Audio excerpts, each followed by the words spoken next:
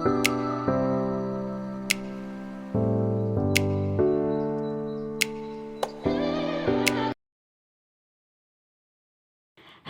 everyone, welcome to my channel NCERT Bio with me, where we simplify NCERT biology line by line. Let's make learning easy and fun together in concept. Don't forget to subscribe my channel and join this journey. Today we read chapter number 4, reproductive health line by line. Now let's start.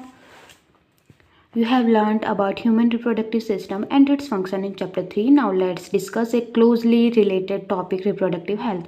What do we understand by this term? The term simplify refers to healthy reproductive organs with normal function.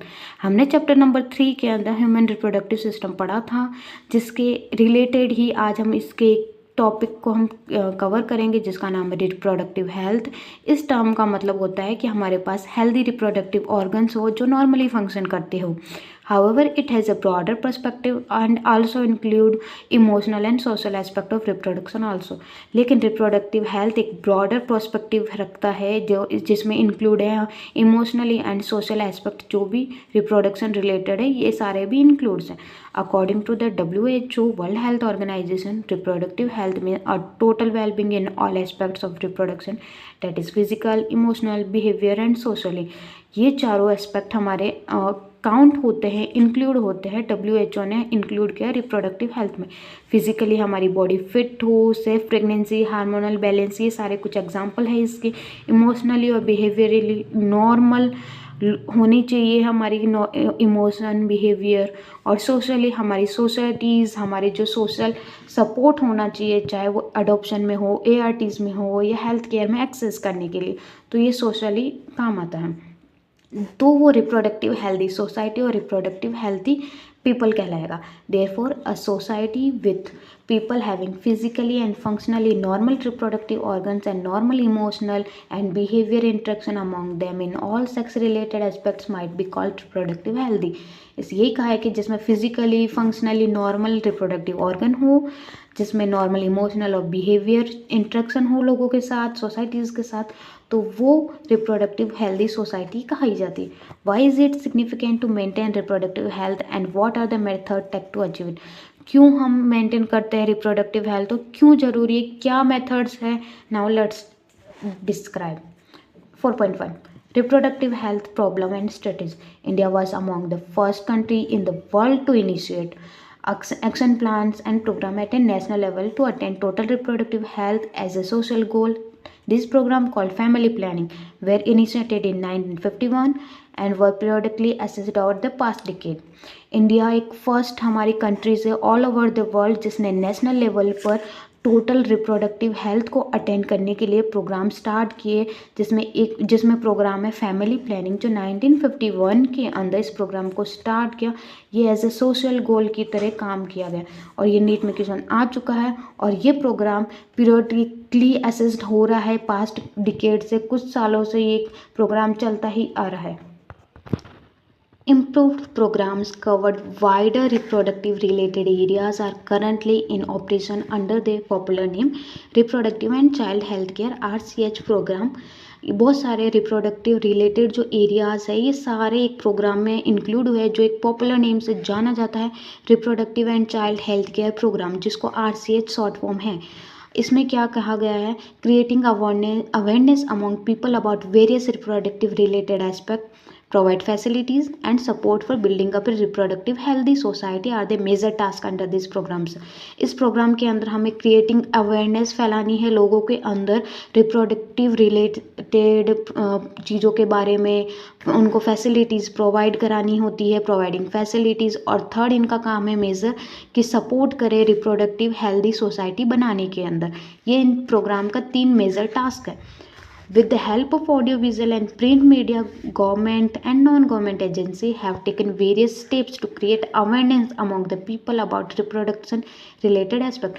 First काम था awareness फैलाने के लिए, तो audio visual का use किया गया, print media का यूज़ किया, गवर्नमेंट नॉन गवर्नमेंट एजेंसी सारी एजेंसी ने हेल्प की थी क्रिएट अब लोगों में रिप्रोडक्शन रिलेटेड जो भी चीज़ें हैं उनके बारे में अवेयरनेस फैलाने के लिए।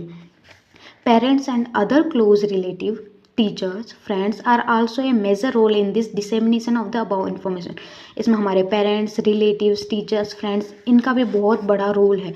Introduction of sex education in school should also be encourage to provide right information to the young so as to discourage children from believing in myth and having misconception about sex related aspect. है ना, sex education को school में encourage करना चाहिए, जिससे लोग, बच्चों को, यंग है जो पीपल, उनको सही इन्फॉर्मेशन मिले और डिस्करेज चिल्ड्रन, और लोगों, उन बच्चों को डिस्करेज करे जो कि मिथ और कुछ मिसकॉन्सेप्ट वाली बातों पर वो भरोसा करते हैं। इसलिए ये सारी चीज़ों को एक सही वे में एजुकेट करना चाहिए। Proper information about reproductive organs, adolescence and related changes, safe and hygienic sexual practices, sexually transmitted disease, AIDS, etc. और इसके अंदर ये प्रॉपर इन्फॉर्मेशन क्या क्या हो सकती है, जैसे रिप्रोडक्टिव ऑर्गन्स के बारे में बताया जाए, एडोलसेंस, और एडोलसेंस में क्या चेंजेस होते हैं, प्यूबर्टी के टाइम क्या चेंजेस होते हैं, सेफ हाइजेनिक सेक्सुअल प्रैक्टिसेस के बारे में, सेक्स STD जो सेक्सुअली ट्रांसमिटेड डिजीज़ है जो कि बहुत सारी फैटल भी हो सकती है, एड्स के बारे में, ऐसी सारी डिजीज़ के बारे में यंग, चिल्ड्रंस और बहुत सारे लोगों को अवेयरनेस फैलानी चाहिए, जिससे ये इन चीज़ों के बारे में जाने और इनको मिसकंसेप्शन नहीं हो। That would help people, especially those in the adolescent age group, to lead to a reproductive healthy life। ये उन लोगों को हेल्प करेगा जो एडोलसेंट एज में ज़्यादातर, जो एक आगे जाके एक रिप्रोडक्टिव हेल्दी लाइफ अचीव कर सके। Educating people, specially fertile couple and those in marriageable age group, about available birth control option, care of pregnant mother, postnatal care of the mother and child, importance of breastfeeding, equal opportunities for the male and the female child, etc। छोटे बच्चों को तो क्या यानी मतलब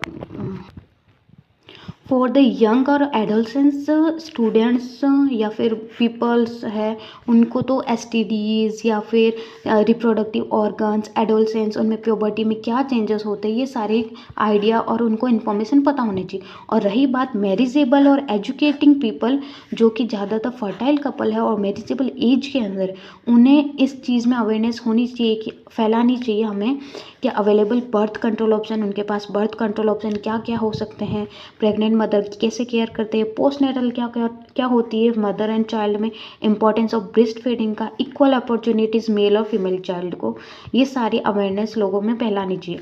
would address the importance of bringing up social conscience healthy family of desired size.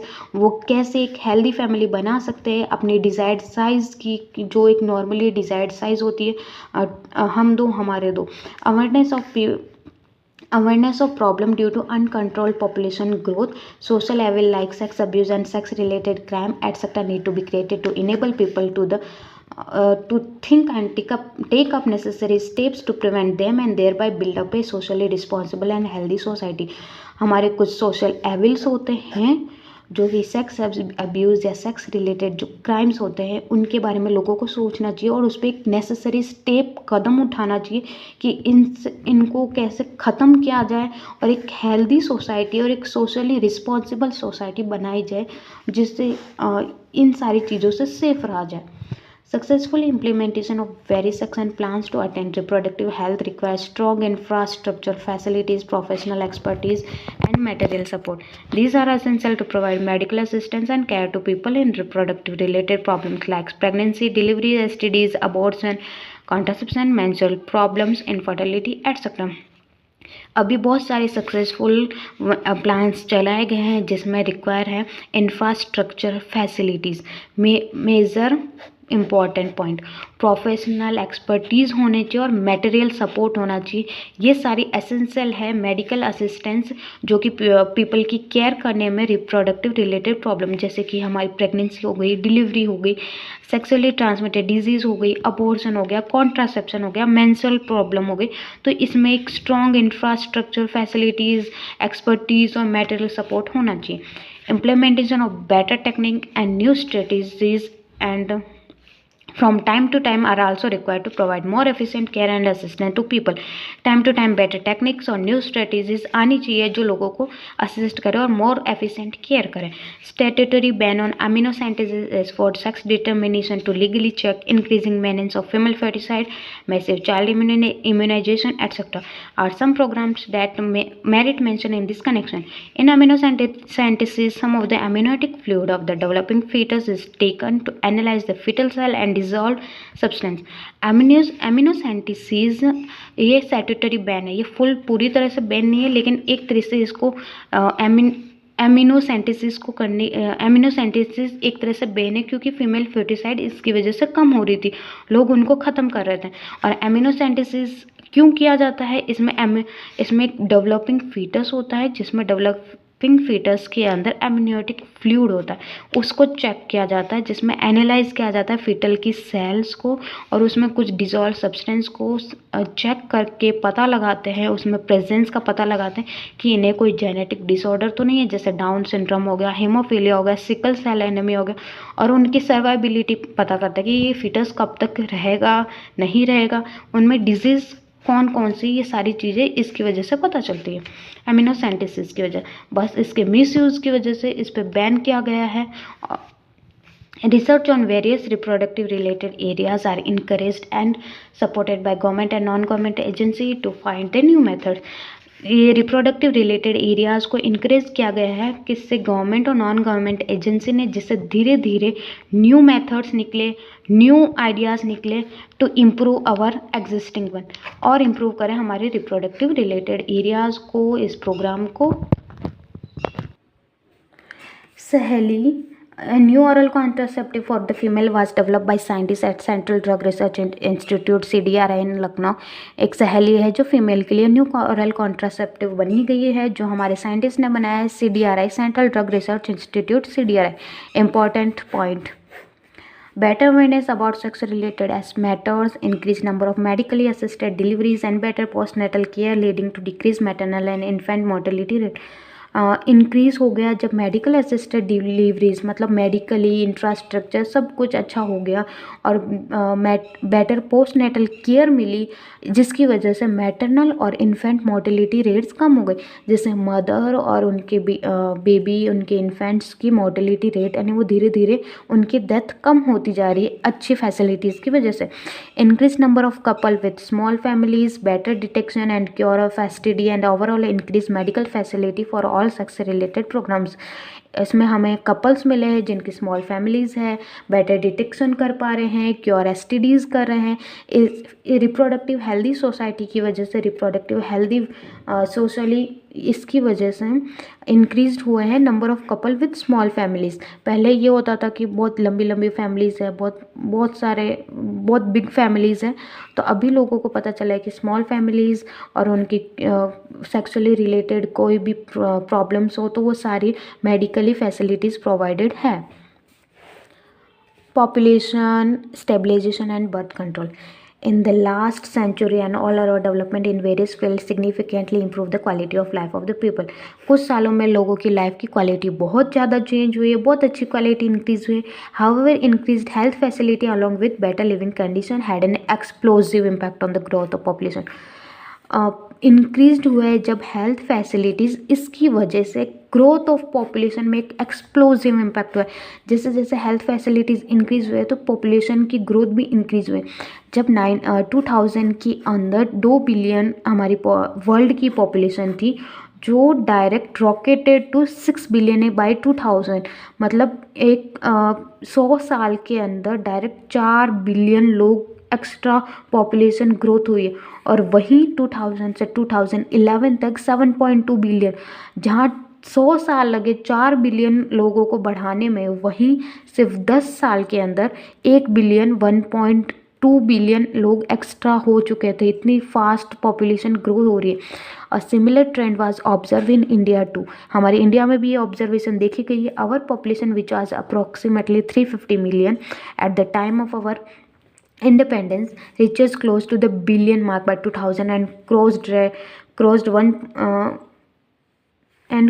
1.2 billion in May 2011, a rapid decline in death rate, maternal mortality rate and infant mortality rate.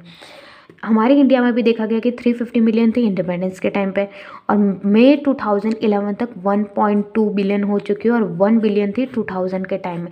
ये क्यों हो रहा है? क्योंकि डेथ रेट में कमी हो रही है। डेथ रेट जैसे कि एजड पीपल की डेथ रेट में डिक्लाइन हो रहा है, मैटरनल मोर्टेलिटी रेट में भी डिक्लाइन हो रहा है और इन्फेंट मोर्टेलिटी रेट में भी डिक्लाइन हो रहा है धीरे धीरे, क्योंकि ये नंबर ऑफ पीपल और धीरे धीरे number of people reproducible age में एक्स्ट्रा बढ़ते जा रहे हैं, बहुत ज़्यादा होते जा रहे हैं। तो ये सारे रीज़न है एक पॉपुलेशन का इंटेंसली ग्रोथ होना इंडिया के अंदर और वर्ल्ड के अंदर। Through our RCH programs, though we could bring down the population growth rate, it was only marginal. According to the 2011 census report, the population growth rate was less than 2%, that is 25,000 per year, a rate at which our population could increase rapidly. Such an alarming growth, हमारी population increase हो रही है rapidly, 20/1000, हर हज़ार में 20 लोग extra हर साल हो रहे हैं। हमारी पॉपुलेशन इंक्रीज़ हो रही है रैपिडली और ये एक अलार्मिंग ग्रोथ रेट है जो कि absolutely scarcity of even the basic requirement, जिससे हमारी बेसिक रिक्वायरमेंट में भी कमी आ सकती है, जैसे हमारे फूड, शेल्टर, क्लोथिंग, ये सारी जो एक बेसिक नीड्स होती है वो पॉपुलेशन ग्रोथ की वजह से ये एक अलार्मिंग पॉइंट है। Therefore, the government was forced to take up serious measures to check this population growth rate. The most important step to overcome this problem is to motivate small families by using various contraceptive methods. You might have seen advertisement in the media as well as poster bill, etc. Showing a happy couple with 2 children with the slogan "हम दो हमारे दो, we do our two." Many people, mostly the young urban working one, have adopted and one child norm.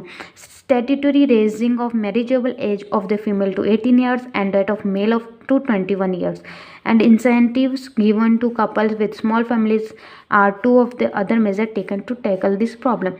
इस problem को कम करने के लिए government ने कुछ सीरियस मेजर्स लिए गए थे और जिसमें से इम्पोर्टेंट है मोटिवेट किया लोगों को एक स्मॉलर फैमिली बनाने के लिए, और उसके लिए एक स्लोगन स्टार्ट हुआ था "हम दो हमारे दो", जो कि नॉर्मली मीडिया के थ्रू, पोस्टर्स, बिल्स के थ्रू बनाया गया था, यानी फैलाई गई थी अवेयरनेस।